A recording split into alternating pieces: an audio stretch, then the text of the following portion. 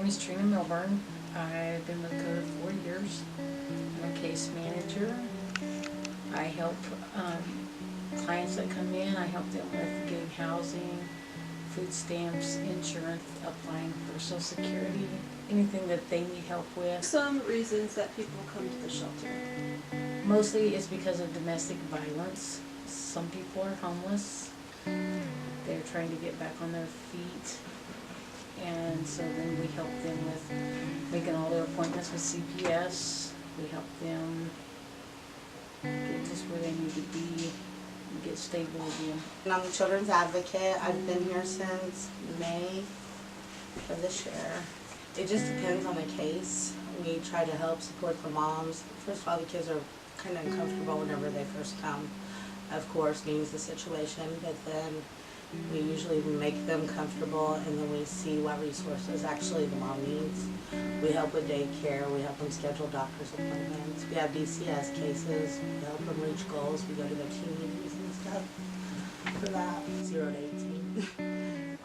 Yeah, and I mean, we even have like parents that can come and have an 18-year-old with them as well. It's just they have to have different paperwork, like they're living somewhere. So how do you help children that are at the shelter? I interact with them a lot, play with them, just try to make them as comfortable, but not overbearing. Yeah. Don't try to question them a lot.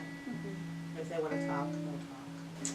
I think when people they make that first initial call, they probably think it's one big room with all these beds. And kind of like an orphanage, I'm going to say. But once they get here, they are very comfortable because the whole setup is a lot different, and the shelter is very nice. We do provide the same service for men. It's not always just women that are abused. There's a lot of men that are abused, but the difference is they don't like to come forward and say, a woman abused me. So There's the stigma in society. Yeah, we get all kinds of calls, like just for random stuff. I mean, stuff that they don't even want to come. They just basically need somebody to talk to. I thought I would be like nervous to do that at first, but it's so different when you've been on the phone and you're put in that position. You're like, I figured I would just like start crying or something, but no, once you're like in that position and you're like, it's time for me to help them. It's about them, not about how you're feeling right now. You can stay calm for them and stuff. It seems like they call more at different holidays and stuff too. Like, and for different reasons. We've had suicidal ones recently. yeah, this past week it's been suicidal week. And I think a lot of it's because of the holidays and families and just not, and people missing people. And it's not just always domestic.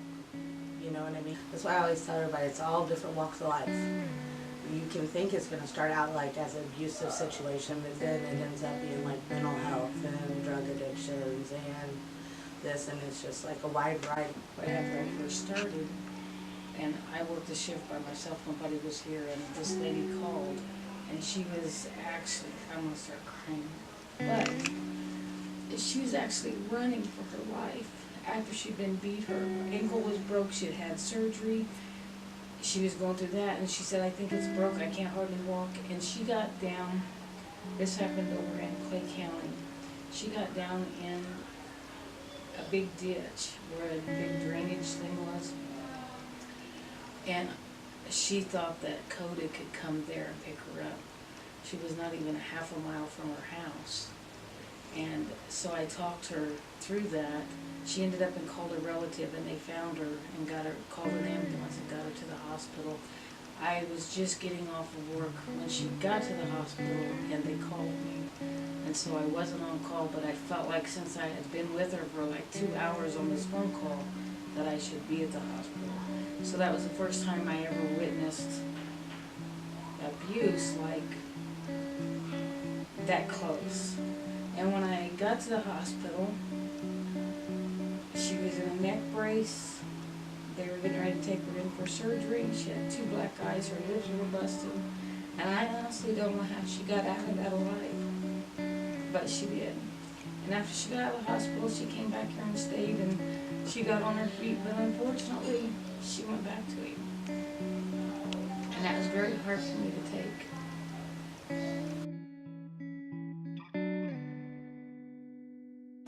I got here, I had been drugged. I wasn't very communicable. I couldn't communicate. I didn't understand what was going on. But CODA opened the door and welcomed me and helped me. It took a few weeks before I was able to understand what was going on. But without them, I don't know if I would be alive right now. And I am grateful that my needs were taken care of mentally, physically, emotionally, and if anybody was going through any type of abuse, this would be the best place for them. The staff is wonderful, very caring and supportive, and I don't know what else to say. I'm really grateful. I really am. When I first got here, I brought my son here. He's 2. We didn't have anywhere to go. We didn't have nobody. I felt broken. I didn't have a job. It was awkward. I've never been in a shelter before. I've never been with my family. And I had a lot of stuff going on. I had a lot of problems. They made me feel loved, like they care. My son loves it here. I mean, they've helped us a lot. Now I feel a lot better. I feel like alive inside again. I feel myself. When I first got here, I didn't feel that. I felt cornered, and I just felt like I was never going to get back up on my feet. It was just like a dead feeling inside, like I was going nowhere. And me and my son are a lot happier now. And I love CODA. How does CODA help victims of sexual assault in particular? Well, usually if they'll go to the hospital, we have a sexual assault advocate that will go to the hospital, walk them through every step that the nurses are going to do, the doctors are going to do, and then we try to get them to the legal system, maybe file a police report. Sometimes people will file immediately, sometimes they don't want to file at all. A lot of it's because they're ashamed, they feel like it's their fault, when it's really not their fault that it happened, it's just what happened. We have an office at the courthouse, and usually we'll make the first call over there for them, and we'll set up an appointment for them, and then they can go over there, and Irene or Tammy will walk them through whatever they need to be walked through. If they need a protective order, no contact order, if they need to file for a divorce, they help them get the paperwork ready for that. My name is Hannah Anderson, and I'm the volunteer coordinator. How can you become like an intern here or a volunteer? So we have a lot of information available through our website about how to contact us. Basically, you can just shoot an email through any email listed on our website. It'll get forwarded to me if it doesn't go directly to me. Or you can call and just leave a message if I'm not available, and I will get back to you. And kind of how that works is we do an interview process. Obviously, not everyone's fit to volunteer intern here at CODA due to the nature of the clientele we serve. But I would say that it's better to ask than to not, because we'd always love people to come and volunteer and intern for us. Depending on if it's just a single volunteer, pretty much like helping reorganize, if I have any specific projects going on to churches, kind of helping get CODA's name out there, spread some messages. I'm handing out flyers. I've had some volunteers do that. Bigger groups kind of depends on what we have going on at the time. If we have any big projects that I can kind of send them out to do, but I would never turn anyone away, a big group, so yeah. Ready for Christmas now. We had a very big turnout from FedEx. They gave us a lot. We've had a lot of people that's provided stuff. We also got to go shopping at Kohl's.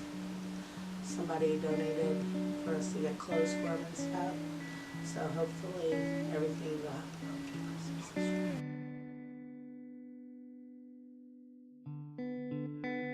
So my name is Nick Anderson. I'm a brother here at Theta Chi Fraternity here at Indiana State, and today we are having Theta Christmas, our first annual holiday toy drive to benefit the families of CODA who are counsel on domestic abuse. We have our crafting station. This is just for people who want to make Christmas cards for the kids on top of the gifts they've already donated, because more is always better. This is our typical Christmas tree, making everything look all festive. Over here we have a "What does Christmas mean to me?" For people to just write and sign, like, what does Christmas mean to you, because it's different for everyone, and I just wanted to showcase like the diversity of everyone coming together and celebrating the holiday together. We made the Statesman the other day. This is really cool. I was really happy to see this. My heart dropped seeing this because I never thought this event would really like hit this extent. Really humble and grateful for that. And then in here, we have all the lovely toys I've donated so far. And then we have our little photo station here for people to take pictures of. Just something like they have memories of, and that's everything.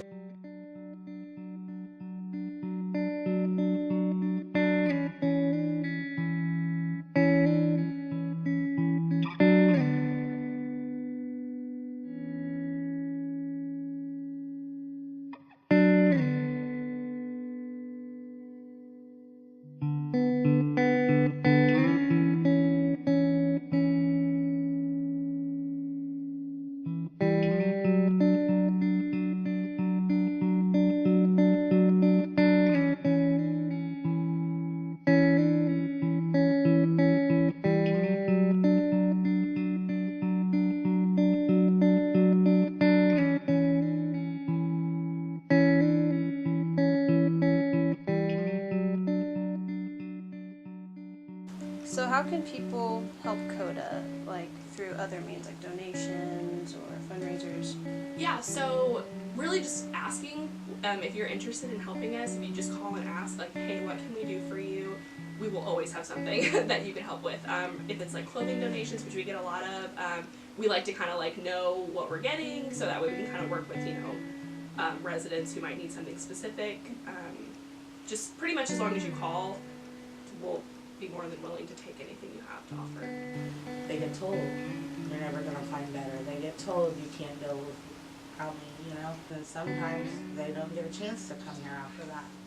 I mean, there's not a lot of awareness. I mean, people act like their lives are great sometimes, and you never know what's actually going on inside their house. You don't know what they're going through. So like, it's important whenever you see different things, you know, you ask, you try to see if they're okay, to see if they might need. Sometimes people give up their kids because they love their abuser and they don't think they can live without him, and they can.